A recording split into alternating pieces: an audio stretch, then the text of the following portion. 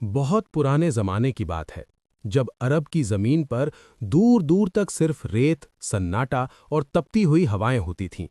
उसी वीरान से इलाके में एक गरीब लकड़हारा रहता था, जिसका नाम बिलाल था। बिलाल की उम्र कोई 35 साल के करीब थी, लेकिन गरीबी, भूख और मुश्किल हालात ने उसके चेहरे पर उम्र से पहले ही बुढ़ापे की लकीरें खींच दी थीं।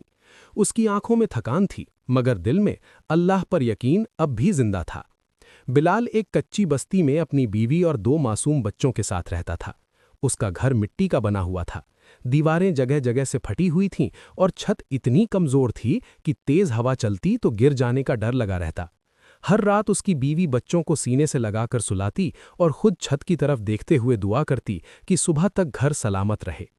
बिलाल रोज सुबह फज्र के वक्त उठता, अपने कंधे पर पुरानी सी कुल्हाड़ी रखता और जंगल की तरफ निकल पड़ता।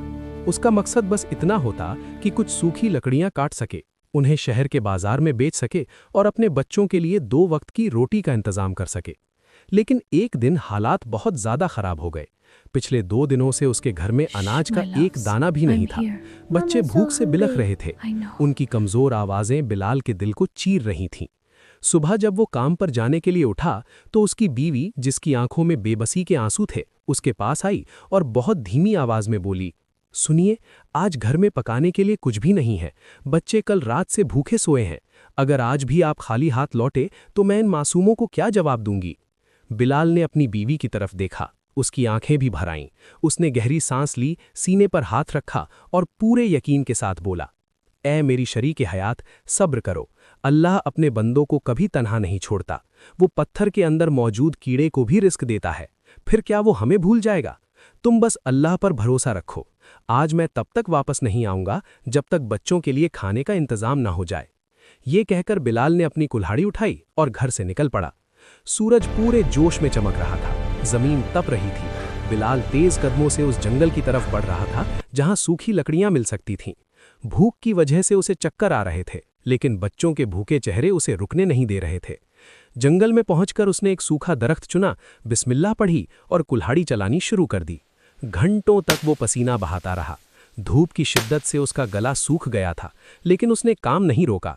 दोपहर ढलने लगी थी कि अचानक झाड़ियों के पीछे उसे एक पुराने दरख्त की जड़ के पास कुछ पड़ा हुआ दिखाई दिया। बिलाल ने कुल्हाड़ी रोकी और ध्यान से देखा। वो चमड़े की एक पुरानी थैली थी जो आधी मिट्टी में दबी हुई थी। उसने इधर उधर नजर दौड़ाई। जंगल में सन्नाटा था। दूर दूर तक कोई इंसान नहीं था। वो धीरे से थैली के पास गया और उसे उठाया। थैली वजन में बहुत भारी थी। बिलाल के दिल की धड़कन तेज हो गई। उसने कांपते हाथों से थैली की डोरी खोली। जैसे ही थैली खुली, उसकी आंखें फटी की फटी रह गईं। सूरज की किरणें अंदर पड़ी और जबरदस्त चमक उठी। थैली हीरों, जवाहरात और सोने के सिक्कों से भरी हुई थी। इतने हीरे थे कि अगर उसकी आने वाली 7 नस्लें भी बैठकर खातीं तो खत्म न होते। एक पल के लिए शैतान ने उसके दिल में सरगोशी की, बिलाल, ये तेरी किस्मत है। अल्लाह ने तेरी सुनी है। अब तुझे लकड़ियां काटने की जरूरत नहीं। ये थैली रख ले, बच्चों को शाही खाना खिला, आलीशान घर बना, किसी को क्या पता चलेगा। बिलाल के सामने बच्चों के भूखे चेहरे घूम गए। उसका हाथ हीरों की तरफ बढ़ा, लेकिन अगले ही लम्हे उसका जमीर जाग उठा। दिल में अल्लाह का खौफ उतर आया। उसने झट से थैली बंद कर दी और खुद से बोला, नहीं बिलाल, ये तेरा रिस्क नहीं है, ये अमानत है, किसी बदनसीब की अमानत। अगर मैंने इसे रख लिया तो दुनिया की भूख तो मिट जाएगी, लेकिन आखिरत की आग का क्या करूंगा?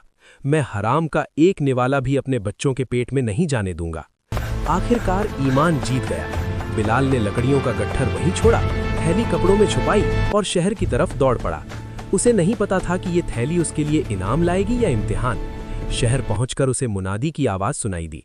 ऐलान हो रहा था कि शहर के सबसे अमीर पाजिर सेठ जमील की हीरों से भरी थैली खो गई है और जो लौटाएगा उसे 100 सोने के दीनार इनाम मिलेगा। बिलाल के चेहरे पर सुकून आ गया। उसने अल्लाह का शुक्र अदा किया और सीधे सेठ जमील की हवेली पहुंचा। लेकिन लालच में अंधे सेठ जमील ने उसे चोर ठहराया, 2 हीरे कम होने का इल्जाम लगाया और जेल भिजवा दिया।